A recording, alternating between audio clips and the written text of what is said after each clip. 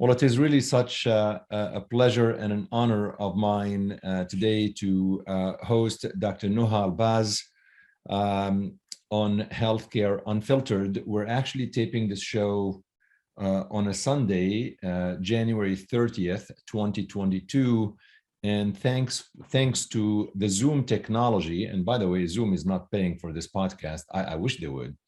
But thanks for Zoom technology, I'm able to communicate and have Noha join me today on Healthcare Unfiltered while she is in France. Noha, welcome to Healthcare Unfiltered. I really appreciate you taking time of your schedule to join us. I'm very excited to have you on. And I just want to at least start by introducing you to listeners and to viewers. Tell us just a little bit of who you are and where you are currently. And then I want to try to take you through memory lane and start to go to your beginnings and how did everything start. But tell us about you and your current situation. First of all, Shadi, thank you for inviting me for this podcast. Thank to a wonderful person, Marielle, who told me about you and what you are doing. It's a pleasure and it's an honor to participate to this podcast today. I guess we have a lot of things to share together. Being pediatrician, coming from the beginning from a country, I was born in Aleppo and raised there until the age of 6, not even 7. And then we went to Lebanon because my father was working over there. Things I saw in Aleppo after the 6 Days War in 1967, and all the bombings and all the things that making people fearing of tomorrows. And the people I've been raised in a very conservative home, if I can say, which everything was made at home. We were not allowed to go out very oftenly because of the situation and the troubles into the streets. And as a child, I was the eldest in the family. We were 4. It was a little bit difficult to see that the world around us was always shaking for a reason, and that the land in which you are raised in is always unsecured. So from the beginning, I wanted to be a healer. I wanted to give joy to kids and people around me. And thanks God, I had the chance to have very dear parents. My father was a very merry guy, and he always pushed me to look at the bright side of life. And my mother, being Swiss, born, we were raised in French first. That's why all my books are written in French. After this, we went to Lebanon with the family. And of course, the situation in Lebanon is not so much better. I guess you see what happened with the country now. And it was always shaken. We arrived to Lebanon a few years after that. The civil war began. And I was beginning my secondary school, you say, in 6e, 5e, and there were fear every day, everywhere. I mean, waiting for the bus for school was like being a hero, because we didn't know if going to school we would be able to come back. So the everyday life was very fearing. We went during the war to Geneva first and to Paris, and we spent our times traveling between Europe and Lebanon. Why did you go to Geneva and Paris? Was it your family had the job? My family, my mother's family was in Geneva, and my father was denying the fact of raising his children only in one language. He wanted us to be raised in French, in English, to be open to the world, because he always thought that this is the key. Culture is the key for a human being. Culture and learning is, for him, was the best treasure in life. And I will never thank them enough for what they did, sending us to, very top schools, just to be people who can be helping for others. So with this kind of education and with my desire to be a healer, I choose to be a doctor. So you went to medical school in Lebanon or in Geneva or Paris? No, not in Geneva, because Geneva never prepares you. The school in Geneva never prepares you to medical school. I went to medical school in Paris, Paris Descartes, at Necker Enfants Malades, the Children's Hospital.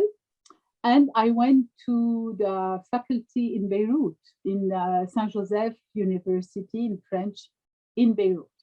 The story is a little bit amazing because my uncle, the brother of my father, is cardiologist in the United States, and he was pushing me to come to Boston and to follow my my studies in the university over there. He introduced me to a famous pediatrician, Brazelton, if you have heard about him. But I choose to make my studies in Paris. Actually, I was engaged, and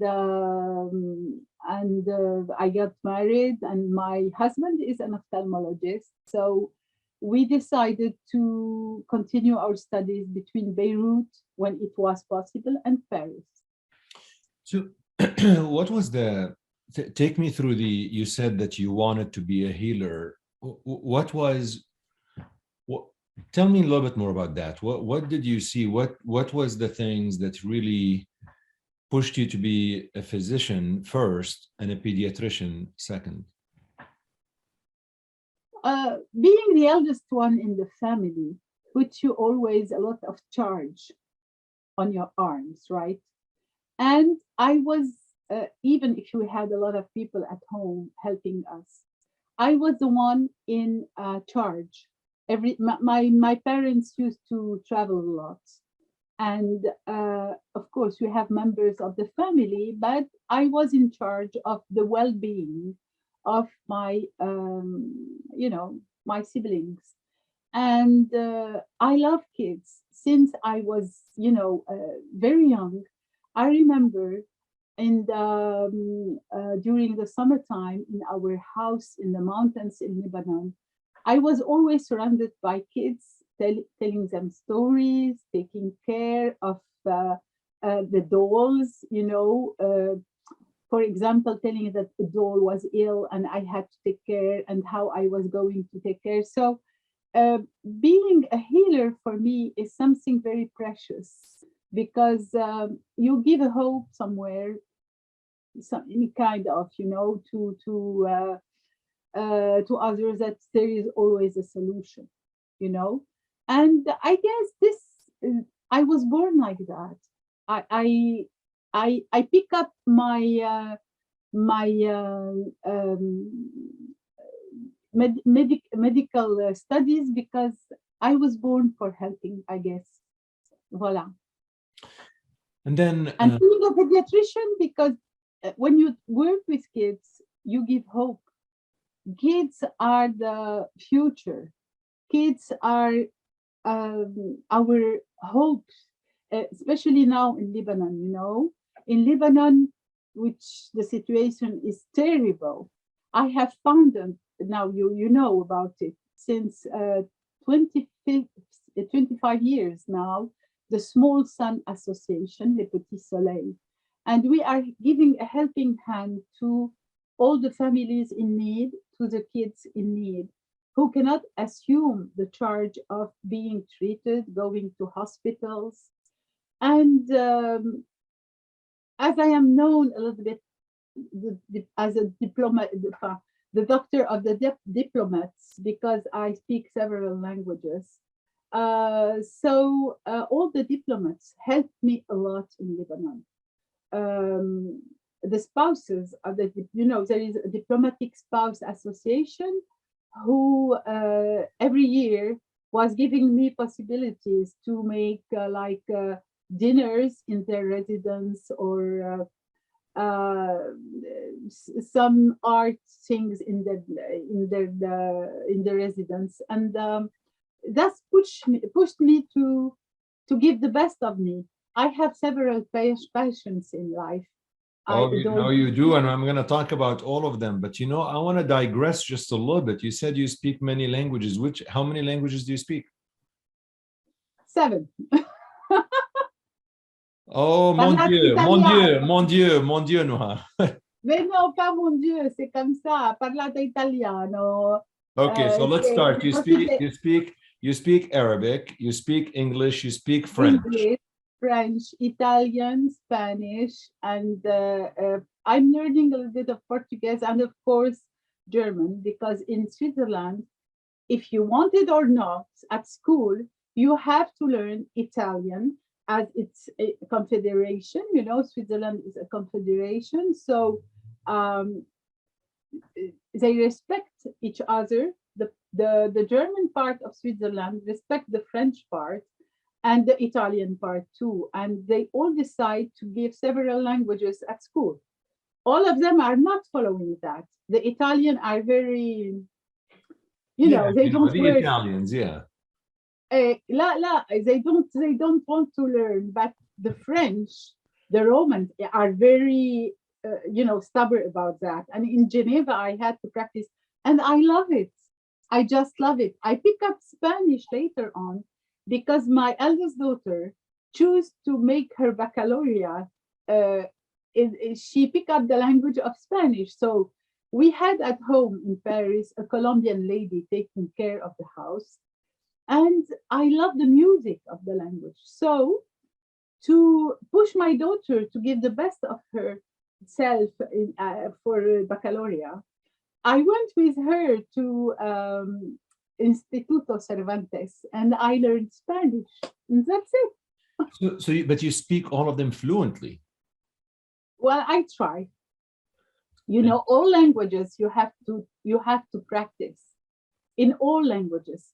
But when I want to, to give a hug to my children, my first language, of course, is French. It's my mother tongue, but then Arabic, because in Arabic you have words that no other language can, overcome.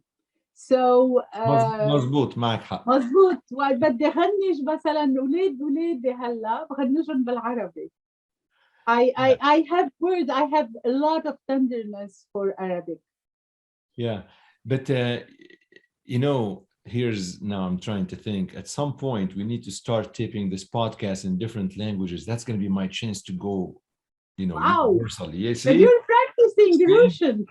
I'm trying to learn Russian. So it's not really the most popular language out there, but I do like it. I have a lot of friends who are Russian. So I've decided I need to learn it so I can understand what they say to each other, especially when they talk about jokes and things like that. So it's certainly, it's very close to Arabic, actually. What is like, to me, knowing new languages is really a window into a new culture and certainly a window into a new history, and really understanding the history and a culture of a population or a country is so important, because there are scenarios in the United States where I really feel we have our own bubble, where we think that the entire world revolves around where you are in the US, and not really recognizing all of the cultures and languages and people all over the world. So I I love learning new languages and so on. But this is not about me. Let's go back to talk No, about it's you. very interesting to know about you, Shadi. Ah, We've met a little bit over the phone, but I'm very thrilled to know a little bit more about you. that's for This another is very podcast. This interesting. podcast is about you. So, Yes, but it's so an exchange also. So yes, absolutely. But let's go back a little bit. So you finished your medical school in Paris, and then you were traveling back and forth between Beirut and Paris. no, I finished. Just a moment. I finished my degree. I got it in Beirut, in Saint Joseph University. And then, as I told you, I got married Right. because he was waiting, the guy, since Oh, 3 years. So we got married, and we came to France. okay. And I follow my pediatrics studies in Paris, Got it. Okay. all of them. Okay. And then I met genetics also. You don't know about that. I choose to into pediatrics to go into two things: pneumology and genetics, and I make it all at Paris 5 at René Descartes. And then I was raising my kids at the same time, and my husband was doing his ophthalmologic studies.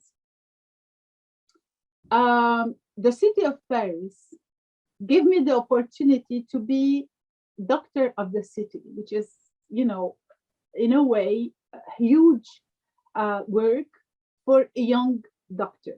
But as I was fluent in languages, thanks God, I was able to help a lot of people, and I was able to help French people to understand the Arabic, the refugees coming, and there are a lot of centers in Paris for refugees and welcoming people. So I helped them, and then there was degrees, and I got the title of médecin de la ville de Paris, but I was responsible of the 16th, if you know Paris, the 16th, the 8th, and the central Paris. Who gives you that title? Well, there was a lot. There is a commission in Paris, and the mayor of the city gave me the title as I was very helping in the social field. That's amazing. And that's amazing. Like the mayor of the city of Paris gives you a title as the city doctor. Yeah, but there are a lot of doctors. I mean, not a lot, but there are certain number of doctors having the same title. When you get yourself in social helping and the social field and the community, you can help a lot. And I learned a lot from it. This is the most important point, because I've learned so many things. When we decided to come back to Lebanon with my husband in When did you decide to go back? In 1995. So you were in Paris for 1990. Yeah, early 1995, at the end of 1995. So you were in Paris for 20 years? Pardon? You were in Paris for 20 years?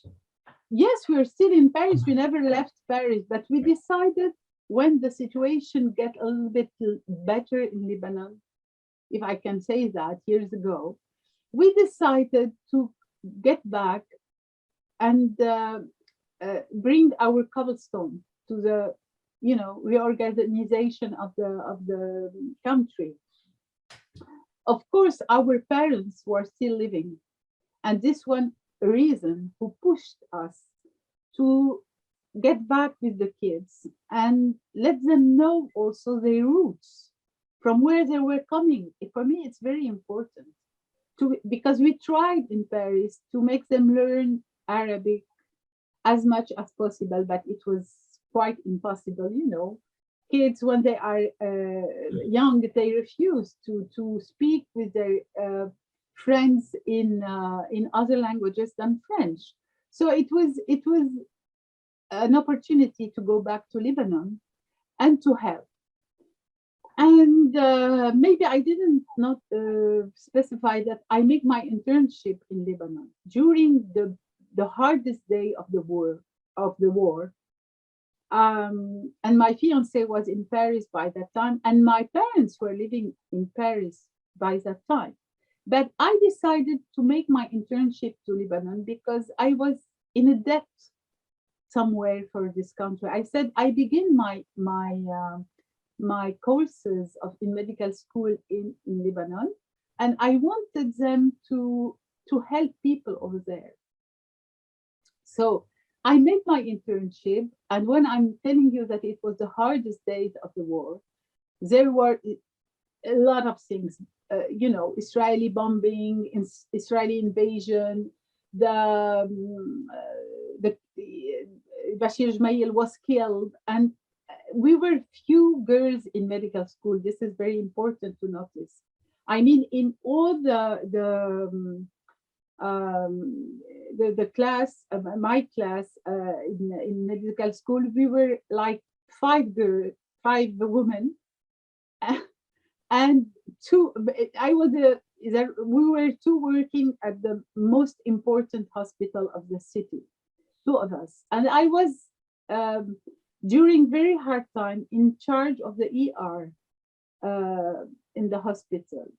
But as I told you before, I was not prepared to see all that mess and all that suffering. I'm coming from a very conservative and secure, if I can say, belonging. And people were very astonished when they knew that I picked up to be a doctor. Because I heard, since until now, I'm hearing, why are you working? Why am I working when you have the chance to make studies and help others? You don't do it just because you were born in a family who can assure everything. This is stupid.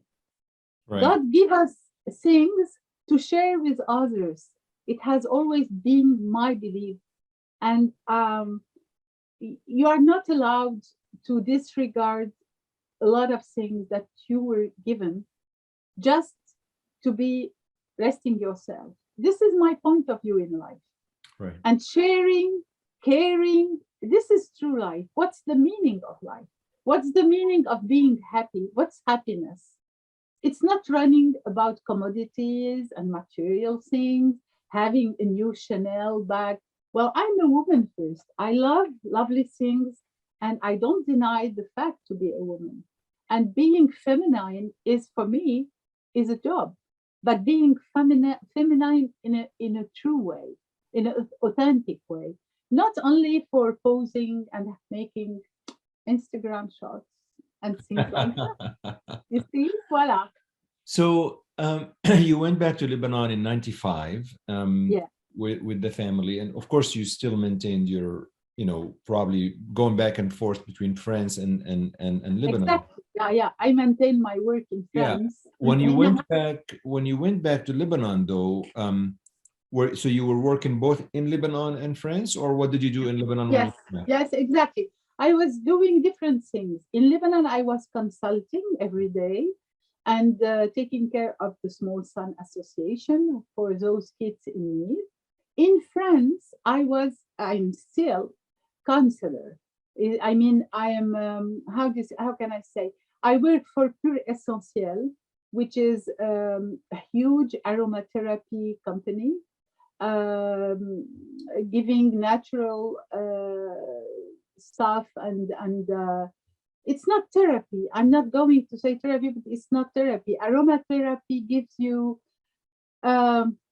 maybe strength to immunity and things like that. And the Swiss part of mine is very interested by plants, by nature, by the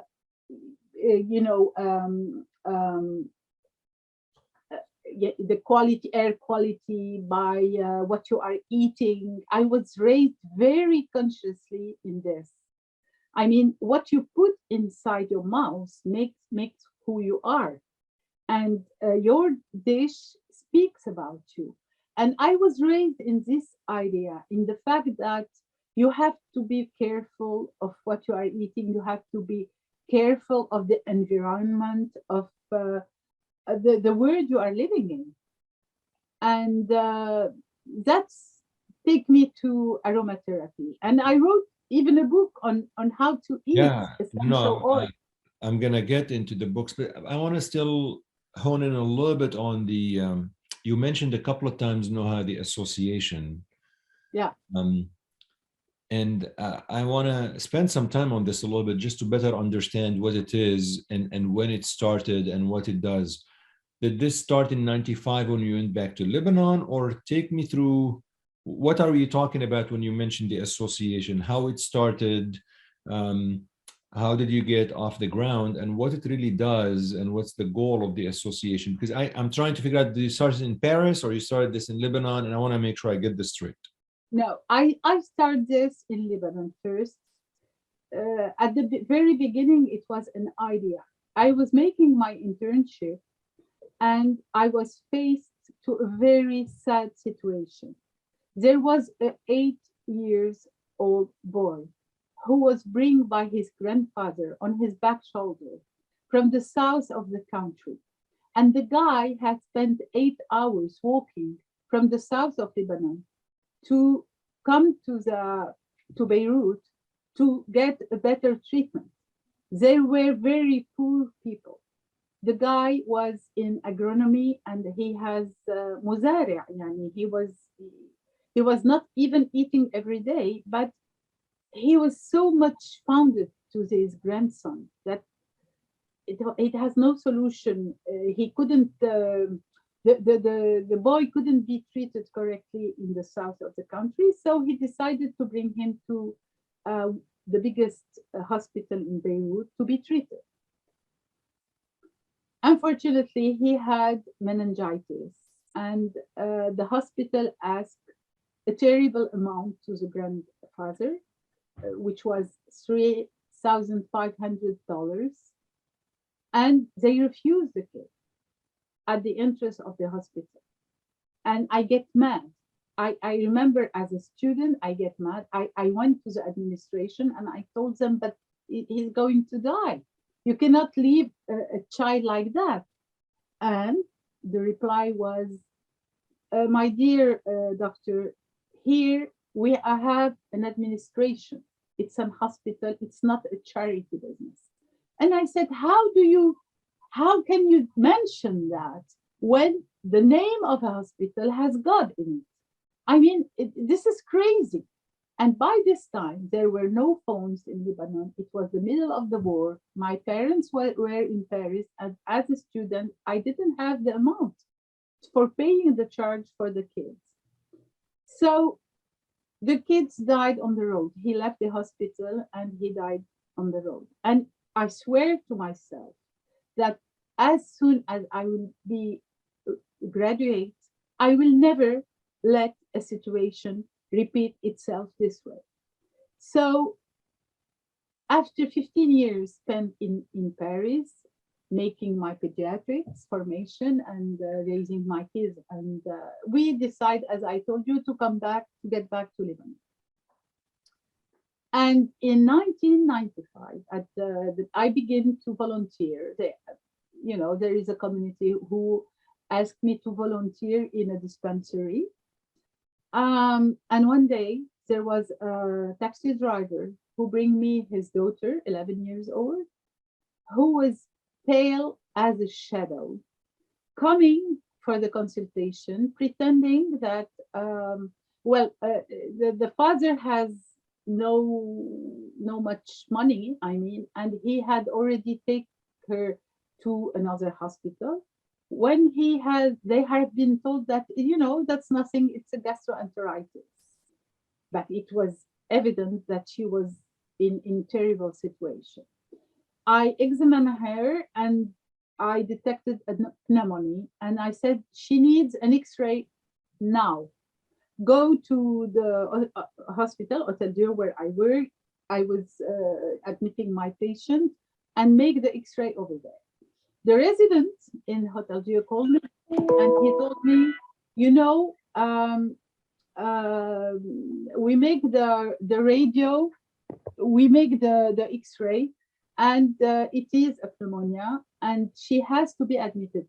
So I said, Yalla, let's go admit her. And he said, no, the father has only $20, $20 in his pocket. I said, what? 15 years later, it's the same situation. So I left my the infirmary.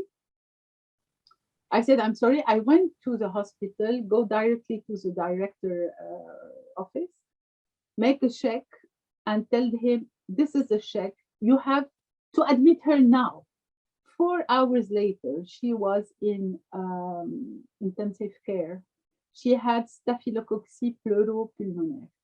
You know, it's Staphylococcia. Well, she spent 6 weeks in high intensive care.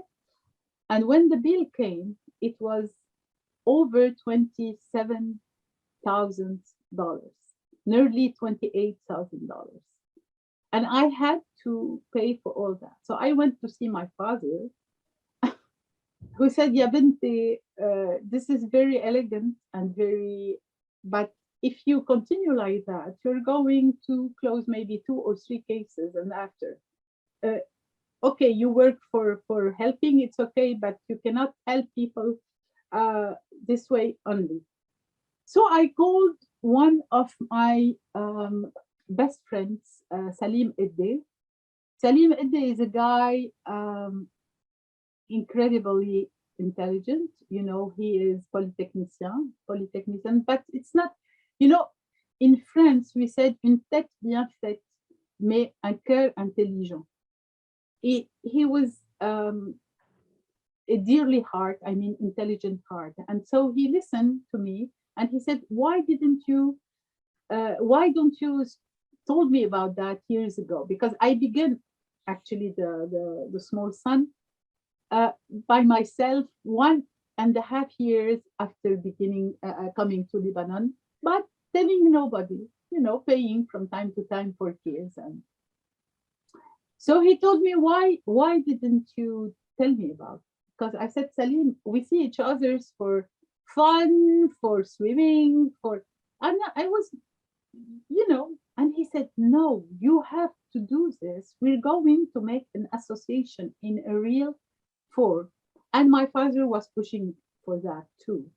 So I spoke about the idea to a lot of doctors around me and really good people who said, Yalla, of course, if you begin the things, we are with you. And we were like 40 doctors with ENT, ophthalmologists, orthopedics, general surgery, cardiologists, gynecologists, you know. And the association, it was, you know, with no much tantamar, how do you say, not noisy, but we were doing real job. I hate, you know, when you want to be in charity, you have to do things, for me, in a discreet way. Not fooling, you know, putting posters everywhere and saying that you are helping. The person who wants to help. She doesn't need all this advertising around, you see. That's it. So what's the name of the organization, Noha? Les Petits Soleils. Les Petits Soleils. The small sun the small suns, right? Yeah, the small suns. And the thing with the association is, you know, in Lebanon, especially those days, they disregard the strangers, which is easy to understand, because when you have the people suffering, they look to their sufferings, but they disregard the strangers.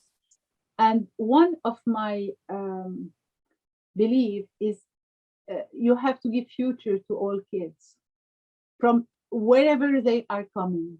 You know, a kid suffering is a kid suffering, and the kids are the future of the world we are living in. So I treat Syrian refugee, Iraqi refugee. I never looked and I never asked any kid from which ethnic he is coming, or for which belonging, Muslim, Shia, Christian, I don't care. For me, a kid is a kid.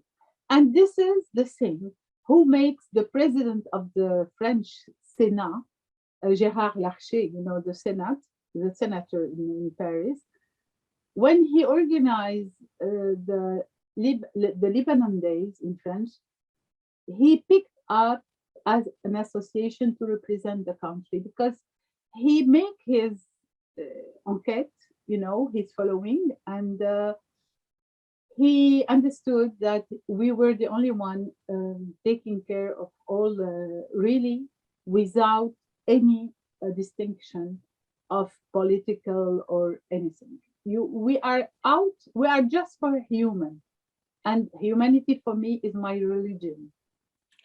If you get me well. This is amazing.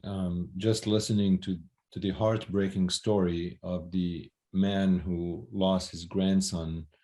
Yeah. And this was probably only one story of many other stories that you did not obviously see, but a story like this, really triggered you to go into this path that is amazing. Noha, I do appreciate the fact that you say sometimes you do a lot of things without noise, but whenever you have an organization like this, you need to get money. Raise the voice. So you need to have that noise to generate money and funds so you can help the kids. How do you do that? Like, what kind of events? How do you sustain the funds coming? And I want to make sure that we actually have a link in the podcast to your organization if people want to donate and so on. But in general, how are you able to get funds and money to help the children? Aside from your own, I know that you contribute a lot of your own money, but aside from that. Now, of course, I mean, if you want it or not, finally, when you do acts like that, people talk. The taxi driver, the father of this little daughter, I mean, Gladys, now she's married, she has 2 kids. And you stay in touch with her? Yeah, she came to me with Facebook, and all and all of them are coming and telling. So her father was getting everywhere in Lebanon speaking about it.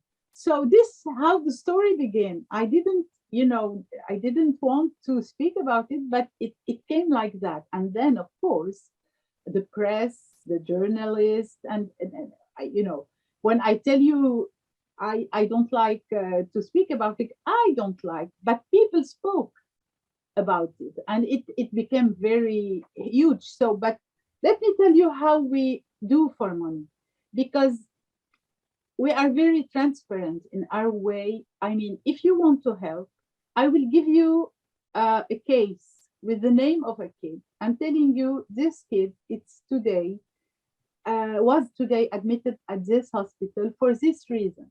If you want to help, you can help directly the hospital, which people never choose because hospitals in Lebanon are terribly commercial. So, or if you want, you can contribute with an amount of money that we put for the kids. And the people who help have a receipt for each donation, and had the receipt of the and the following treatment of the kid through years. And to raise money, we begin to give. First of all, I told you I love music, so we went to Al Bustan Festival, which is famous and reconnecting now. Even with what's happening in Lebanon, they are trying to reconnect. And the first programmation of the festival was for the Petits Soleils. So this was a way. Another way was the gastronomic dinner. My passion into food. People knew that coming to Petits Soleils dinner, they were going to eat very well. They were going to have Oh, a we're gonna go over. I'm not. We're gonna talk about the food because I know that you have. This is a passion of yours for sure. yeah, So yeah. keep that piece for a little bit because I wanna try just still in terms of the organization. Do you do you have? It's been there for 25 years, right? Yes, we are beginning this year, the 25th year. Do you know how many kids you've helped? Yes, over 30,000, 30 million. That's 30,000, 30,000. That's 30,000 kids. 30,000. You know, the 30,000 when there was the bombing of Lebanon in 2006, and all the people of the south of Lebanon came to Beirut with a huge problem of family. Here, maybe at this moment, we help like 7,500 kids because families were coming to Wow. us. Oh, that's It's amazing. incredible. This was incredible. And since there, we have a lot of different cases. We have small cases like helping with giving formulas to family in need. And we have huge cases like treating, for example, an orthopedic problem with the prosthesis it needs, cardiologist problem. And the thing was, I have, so many stories. No, I know, I Especially know. babies putting in front of my consultation, babies putting in baskets in front of the door. I have Mary Teresa nuns in Lebanon who asked me several times to help them with kids. A lot of associations are now sending us all the medical files that they cannot afford. And That's why the number is so yeah. important. And but for raising the money, there is something very important. Of course, I went to people's hearts through music and food, but people came to me also by themselves. And that's what made me believe in the goodness of human being. Yeah. I was in my consultation, and you have a lot of big businessmen who came, take an appointment just for asking me how they can help me. Can you believe that? That's amazing. That's amazing. You have one of the biggest hotel leader in Lebanon, and who has a lot of, industries, who came by himself because he read in L'Express, it's a magazine, L'Express.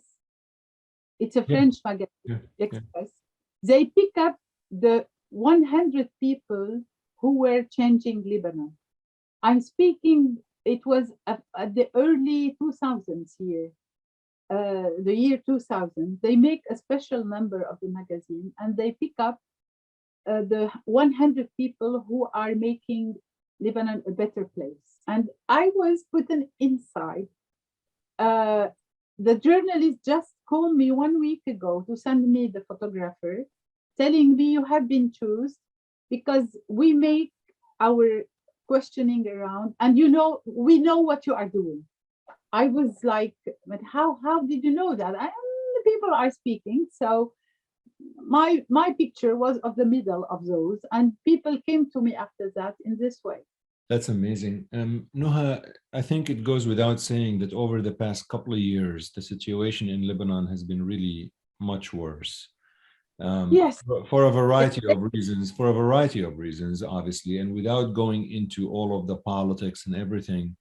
But in your humanitarian efforts, how do you navigate a very turmoil situation such as Lebanon and maintain your focus that your goal is a humanitarian healer? I want to help kids, but the environment around you in a very politically charged country that is very conflicted is very, very difficult, makes it very difficult. How do you maintain that focus? first of all, I disregard completely politics. Okay, politicians were terrible in this country. I remember making dinners where politicians were coming, telling me, I am here Do you want me to give you money? I am here, like they were, God on earth. And I said, okay. And then they were sending me all the people behemoon, you see, to take care of them. So I decided from the beginning to disregard politics. Okay, this is first. Second, when you have been given the chance to be raised between several cultures, and you can bring from a culture to another one, um, how do you say, some strange. So you do it. And nowadays, it has been now 2 years, then my husband and I and Salim Iddi, are transporting healthcare, medicine, wherever you can imagine to treat kids over there, because there is no more even paracetamol over there. Yani, nowadays, now the weather is so cold outside that you have kids trying to get a little bit, how do you say, réchauffer, to heat themselves with the garbage. It's awful. They are lighting the garbage. I put it on the page of on my Twitter, and they are lighting the garbage to get just some heat. Can you realize? It's awful. It's awful. What I see on TV sometimes is really it's just heartbreaking. It's just heartbreaking. In a country I love, I've been to Lebanon many times. It's one of the most beautiful countries in the world. I really love it. And it's just very sad to see. But what you're doing is amazing, maintaining this despite what's actually going on. There is in French, I'm sorry to cut you, there is a sentence who said, quand il y a une volonté, il y a un chemin. When there is, how do you say, there is a road. When there is, comment on dit volonté en anglais? When there is a road, when there's a will, when there's a exactly. When there is a will, there is a way. Bravo, Shadi. I try every so often. Every so often. Fluent in French. I have a couple of moments usually, but very, very rare. Trust me. So Noha, along the way, along this unbelievable journey, there are two things that you picked up that fascinate me. One is the food and how you really integrate your passion about food into what you are doing. And the second is book writing, and we'll talk about that. Let's start with the food piece. How, look, I mean, you're originally Middle Eastern, so you probably, you have to, right? This is the point. First, I love food. For me, food is joy. Me too. And voila. And what is nowadays, you see, all the world is through COVID and through economic things and troubles. What makes you happy? Your cup of coffee in the morning. Ice cream. Ice cream, me too. Especially the one that with Miski. I wrote a book about Miski now. He just went 2 months ago in France. So food brings you joy. And there is something very important for me. When my parents left Aleppo to Beirut and then to France, because my father was a visionaire, in a way, he said, Middle East is shaking, so let's focus also into Europe. As a kid, the moments that I was seeing my parents fully joyful was around the table, with a cup of wine, with good food. So for me, food is sharing, food is loving, food is giving, food is transmitting love. And when you raise kids, my kids were born in Paris, and I had to speak to them about the countries they never saw. So which is the simplest way? Okay, talking with them, putting Fairuz, listening to كلهم عندهم سيارات وجدي عنده حمار. Okay, but that doesn't make you really love a country. So I had to go into their dishes. And I put za'atar, and I put mjadra, and I put olive oil. And you're going to be very amazed. But when my eldest daughter got to marry, her best friend tell me, please, please, Noha, can't you make us les lentilles du vendredi, يعني العدس, I mean the lentil of the Friday, because she was just in love with mjadara. And I told her, Mao, my dear, the friends of Stephanie, my eldest daughter, I told her, this is not a wedding dish, but if you want, I can make it for you. We are going to make it. So food is very important. There is something we call the memory of the stomach. Claudia Roden, who is a woman that I just love in book writing. Claudia Roden was born in Egypt, raised a little bit between Damascus and Beirut, and then she's living in London now.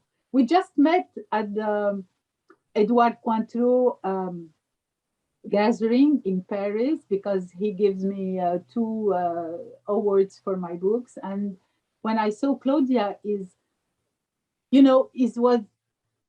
was like meeting a friend. She has just finished. She had just, sorry for a moment. I'm going to show you. She had just finished to read my book, La Nuit de la Pistache. This is about Aleppo, food, and the memories of our house over there, and like everything was doing at home. And she recognized the house. She recognized the taste after reading this. And this book, I wrote it just by memories. Even I was not allowed when we came back to Aleppo to go and see the house, because it has been, political things. The book was about combining foods with memory.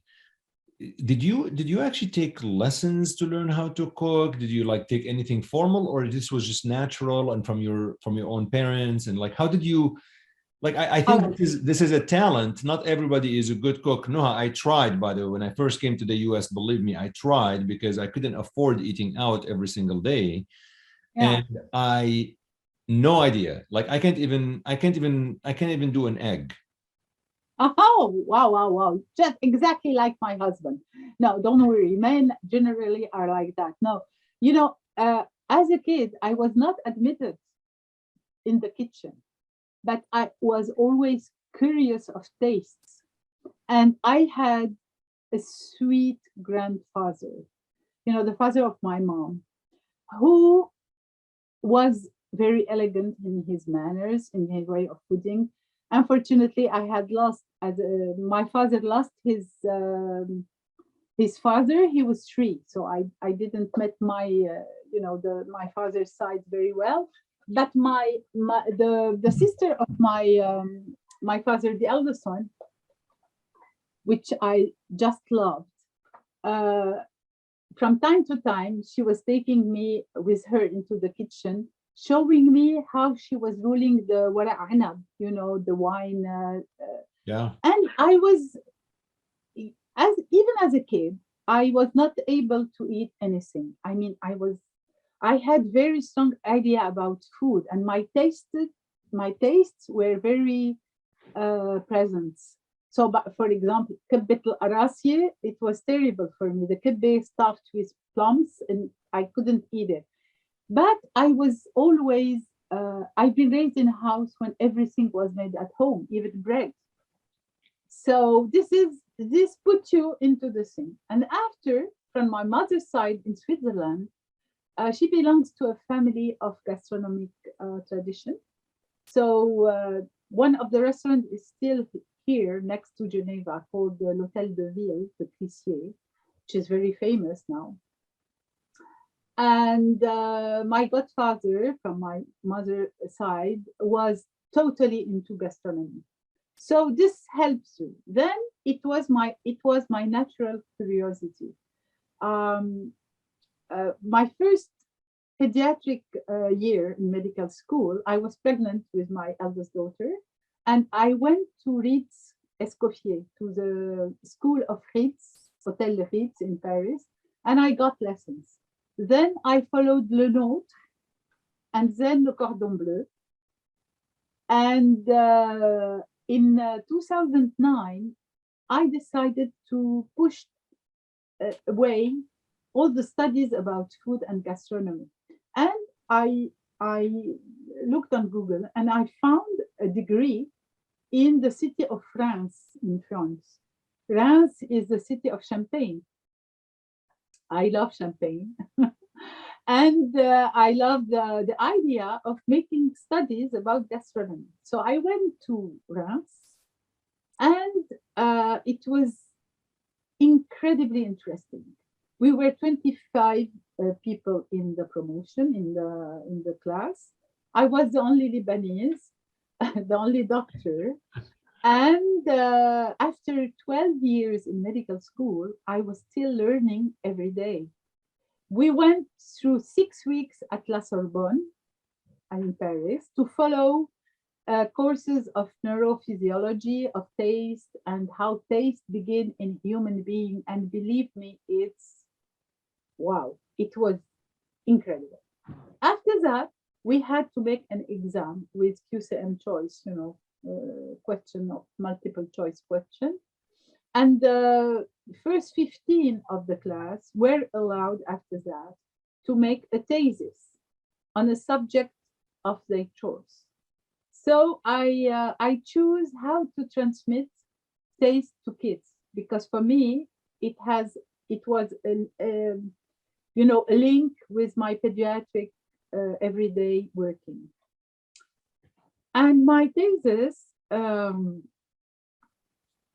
was very well welcomed by the jury, who gave me an award and pushed me to write. They told me, you can write, you have a talent, you have to use it. And when you have a talent, if this can be considered like talent, هيدا من فضل ربي, comme je dis en arabe. I went into food writing.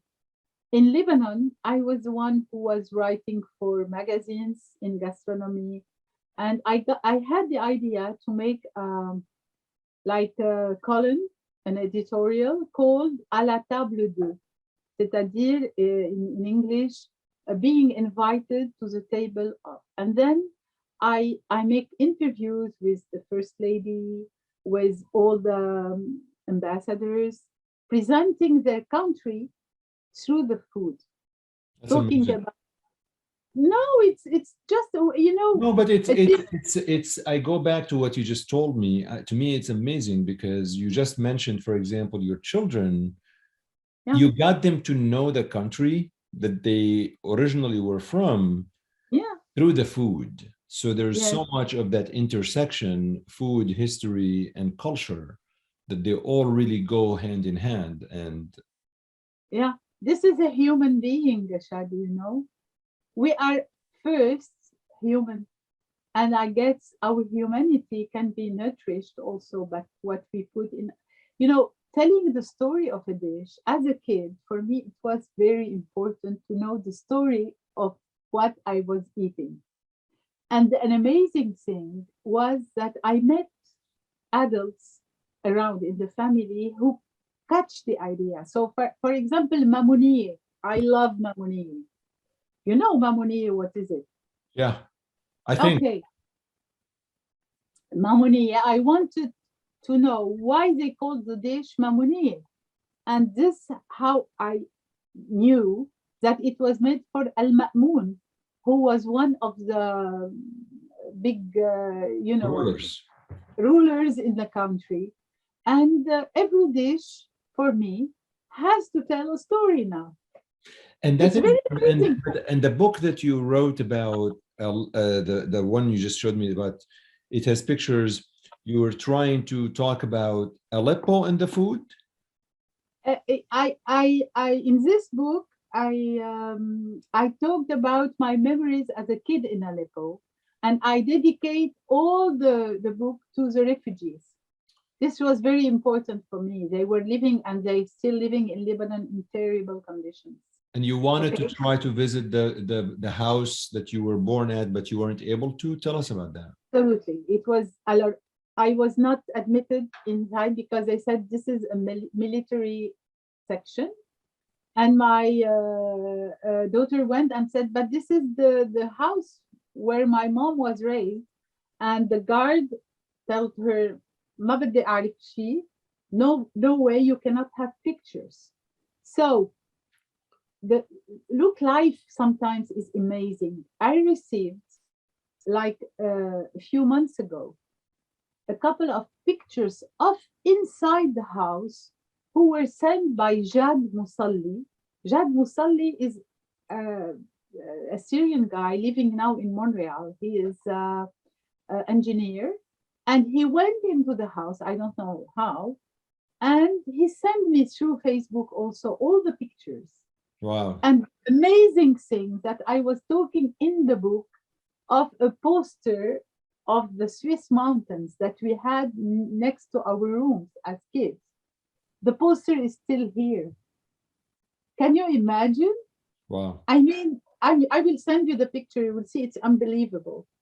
And Jad Musalli went into the house, took the pictures, and each time he come back to Aleppo, he stopped and take picture. And he sent me messages like, I'm thinking of you.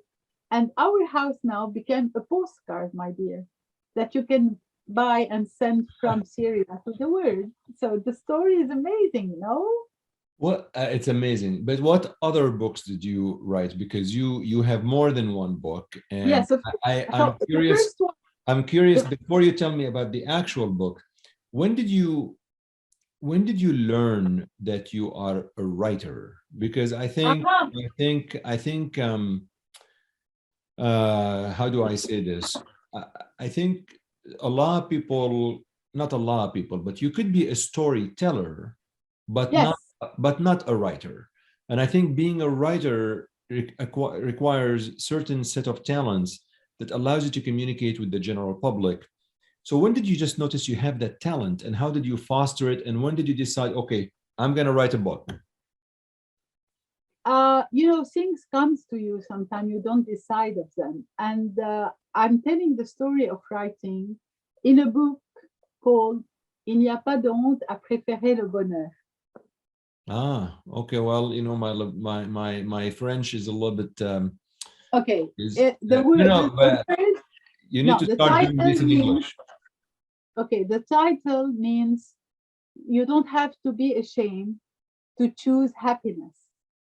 This is the title of the book, and the sentence is from Albert Camus, who is one of my favorite writers.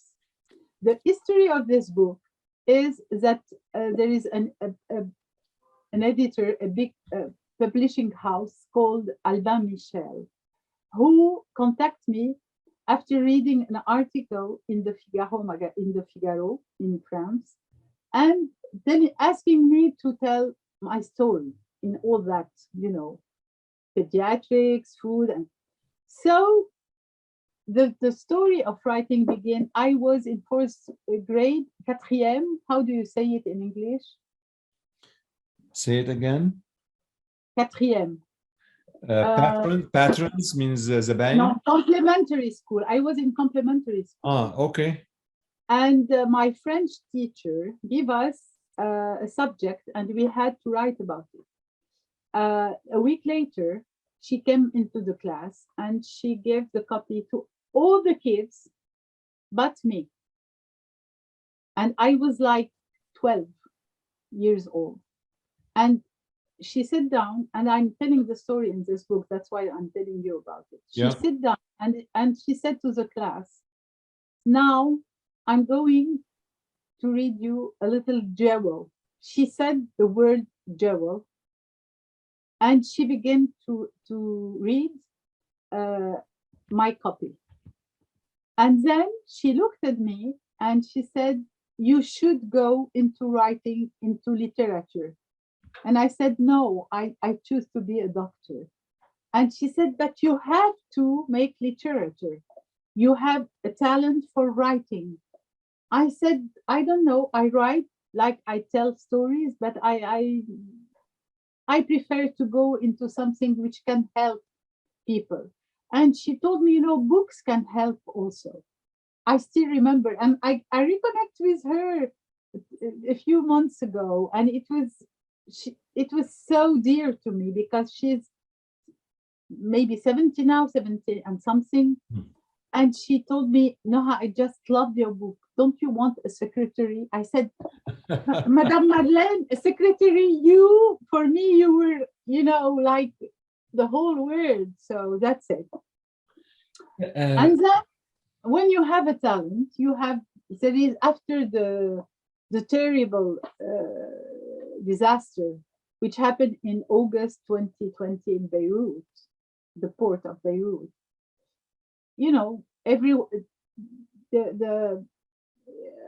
All people were down, and there was an opportunity. There is an editor who contacted me in Paris, telling me, Noha, don't you want? We have a line in our edition called "The Taste of a Country."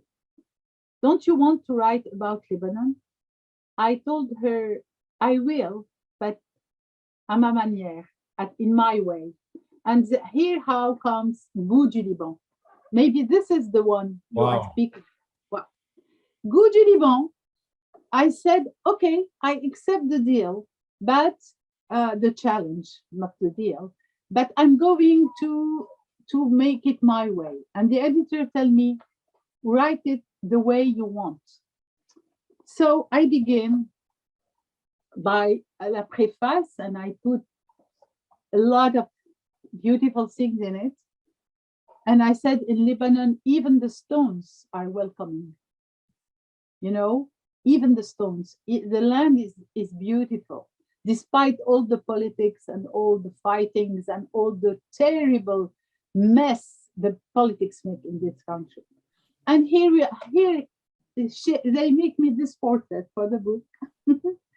And I always want to put in front all the talents in Lebanon. So I always present my books when I go for a book signing or a meeting with artisanal work. I wear, kaftans. I wear the traditional way, and I love to put in front the talents of or the hand worker in Lebanon. For me, it's because it makes a lot of family live. They give a lot of family a living, And the book, 1 month after going in the market in France, got the best awards from Edouard Cointreau. The best word gourmand awards is something incredibly high in book writing. For the recipes of a book, I wanted to push the talent of one of my favorite chefs in Lebanon, Joe Barza, for whom I have great admiration because he's authentic, he's charismatic, he has a charisma incredible, and he's very simple and modest. He's not going to speak to you about caviar and salmon, and no, he will take burghul and make from burghul caviar. You see what I mean? And he's so down to earth, so simple. And I wanted in this book to show the world all that beauty that comes from simplicity, that comes from authenticity. This is for me the real beauty. How did you get into the aromatherapy one? The aromatherapy, as I told you, I was raised in part with a Swiss habits. For example, it was terrible for my parents when I pick up medical school. They hate doctors. They used to hate doctors and medicines, and they always said the best doctor is nature. So we were with Yansun and with Zhurat, herbal teas and herbal and honey and this stuff. And the Arabic medicines, that the way you call it in Middle East, you know, Arabic stories, so Arabic therapies. So we were used, of course, until a certain point. Not everything was, but not everything was treated this way. But if we had a cough, we had to go first to the herbal tea with honey, with cinnamon, with stuff like that. I went into aromatherapy because in my everyday consultation in Beirut with pollutions in cities, I had a large number of asthmatic kids, you know, and I was just, even in France, in the section when I work in Children's Hospital, it's dedicated to asthma and allergy. And I was, you know, it was terrible for me to give huge amount of antibiotics, corticoids every day to kids. And I tried to find solution elsewhere. So this is also one of the things that make you, when you live between two countries, even three. So I looked to the product of Pure Essentiel and I read the composition and I begin to put this in the waiting room of my consultation. And the kids were coming to the consultation. They were breathing differently. Of course, I was giving advices to avoid, for example, mites and pollution in the room and, you know, the carpets and all the stuff we know as doctor. But I wanted to give also different and natural solutions.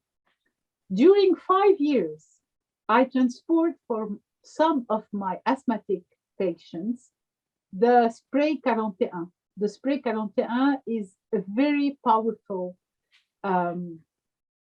combination of essential oils in which you have rosemary, lavender, citrus. I'm not going to give you the formula because I'm not allowed to. And it was given every day such comfort to kids that and to families that I believe in the product. And I showed my prescriptions of antibiotics into kids and lowering every day. Then those people came to get implanted in Lebanon. And they asked to meet me because it was, in a way, I was a person who makes them famous in Lebanon. So they asked me for, you know, a rendezvous. They came to my consultation, and they are fantastic people. Isabel and Marco Paccioni are fantastic, really fantastic people. We became close friends now.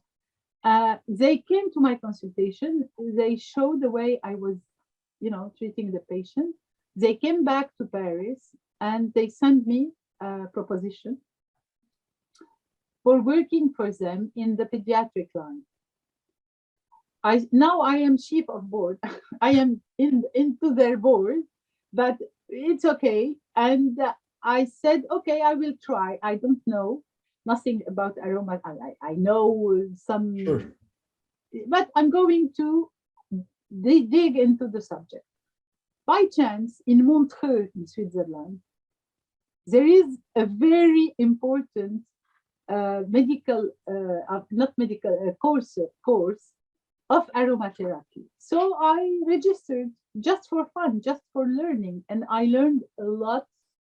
And now we are putting formulas for kids.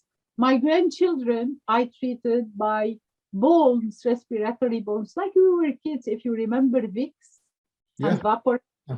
But now the formula we are putting on had no harmful things in them. There are no camphor, there are no, you know, and my work is supervising and giving a little bit my idea, because I, as a member of the French Pneumologist Pediatric Society, I can make the link between the traditional medicine and the aroma medicine. That's it.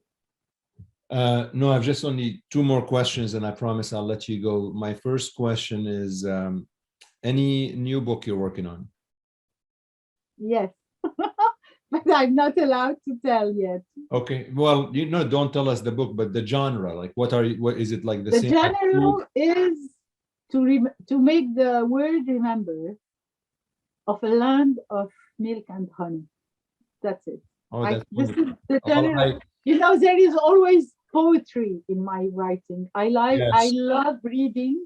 For me, is one of the best thing a human being can do. Listen to music because it's a universal language, and read. Yeah. A day is lost if you don't read a little bit, Yeah. No, I agree. I agree. and if you don't smile. That Are you gonna, all of your books are in French, and are you thinking of translating these books into other languages so you can reach broader audience? Yes, of course. For the moment, they are being translated. Three of them are going to be are translated in English and Arabic Wonderful. and German, and they even Chinese. They proposed me, that I said I don't understand, because I'm not picky, but I want to be sure that it's going to be translated in a good way. And Claudia Roden, for me, is a wonderful person. She's 80 now, almost. And she's such a treasure, such a guide for this kind of book. Because for me, it's another job.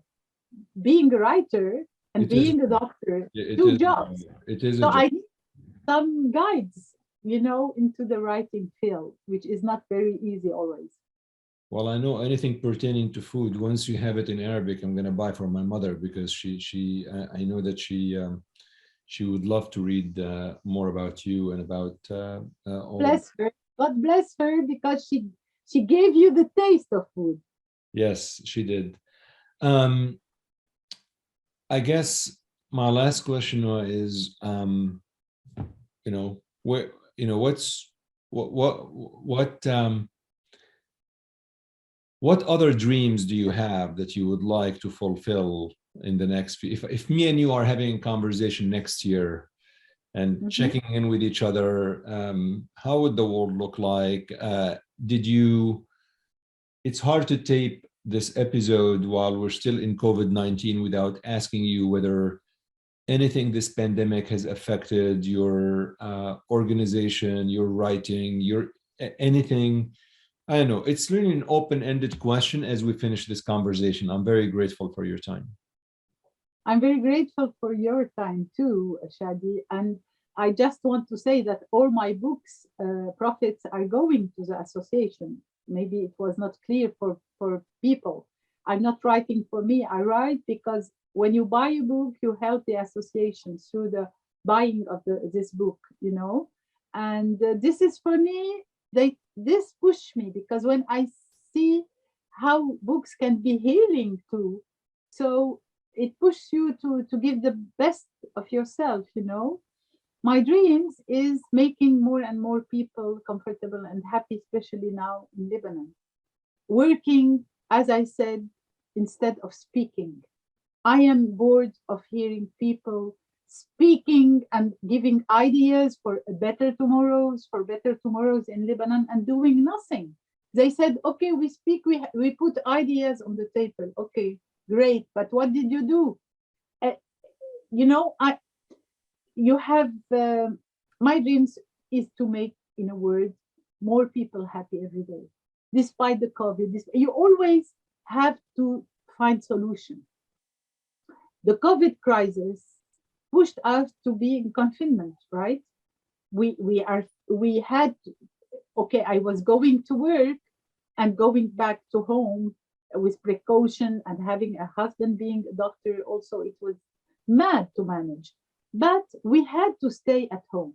So the time we spend at home is like an introspection, who pushed me to write.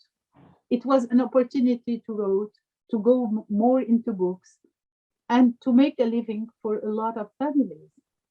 Every month in Lebanon with Les Petits Soleils, we have 300, 350 families coming for having an envelope of direct help every month.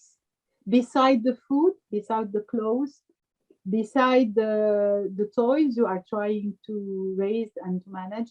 And the things who makes me happy is that some of my patients that I followed for years are now helping me with that, with the organization. This is incredible.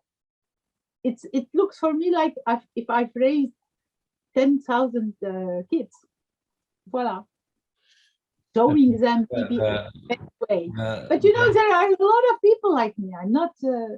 Well, I don't know if there are a lot of people like you, Noha. I think it's you listen. are one. No. I mean, no, let's be realistic here. I mean, listening to you, it's not only it's inspiring. I hope that people are inspired who are listening and watching as I am, but also really a lot of what other people are doing with pale in comparison. I think the ability to help thousands and thousands of children who have otherwise not had any help is just something that the world will always thank you for. Oh, thank you, Shadi. But I guess that when you are born like that, you are not allowed to not use it for others. I mean, to make the world a better place is an everyday job. And it's not about selfishness and self well-being. To have a well-being, every one of us, it's very important. If you are not well with yourself, you cannot go to others and you cannot give. But the purpose of all that is, after all, to help, to be a healer. This is what I wanted since I am a kid. And And you I'm are. going to conclude with هذا من فضل ربي.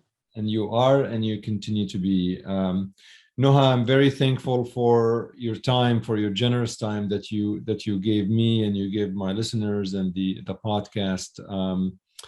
I look forward to staying in touch and to bring you back to the show, hopefully between 6 to 12 months from now, where we could learn about all of the amazing things you're doing, especially with your new book that's going to come up and we'll look at it. And once your books are translated into Arabic or English, I will be the first buyer.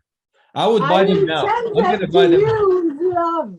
I will send them to you with love. Thank you for your time. Send me the link. Send me the link, though, to how listeners could help the organization, could help the book purchasing, because our goal here is to help the children wherever they are.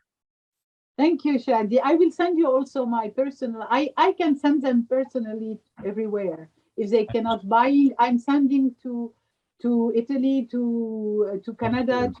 If they want directly, it's easy. And if not, they can buy them also, I have also wrote about za'atar, about pomegranate, about miski, about essential oil in a small Édition de l'Épure, which is a French editor, Sabine Buquet, wonderful person. She brings herself in her sweet. She doesn't speak any word of English. This is she came to Beirut at the beginning of the Saura with her luggage full of za'atar book. It was my first book, and we sell like 280 copies, and it makes the amount necessary for 25 families of the association. Unbelievable. I mean, sometimes, life put persons on your way, and those persons are like treats, and you are one of them. Oh, you're very kind. Voilà. Very kind. I'm very blessed to have gotten to know you, and I look forward to continuing to stay in touch. Thank you so much. I am too. Have a wonderful Sunday, Shadi. Bye.